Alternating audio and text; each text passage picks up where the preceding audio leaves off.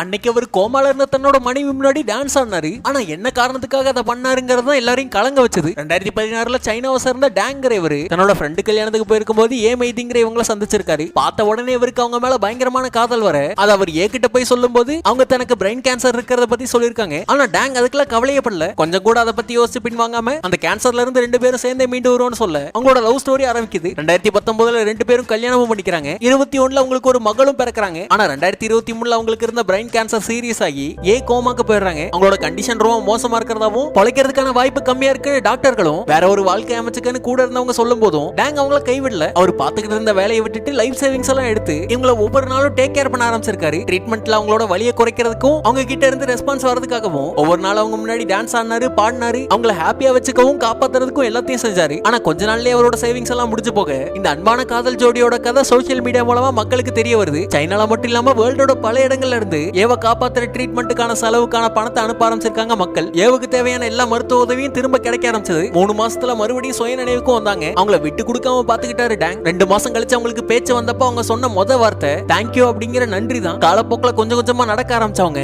இப்ப முழுமையா குணமாயி டேங் அவங்களோட பொண்ணுன்னு 3 பேரும் ஒரு ஹாப்பியான ஃபேமிலியா வாழ்ந்துகிட்டு இருக்காங்க.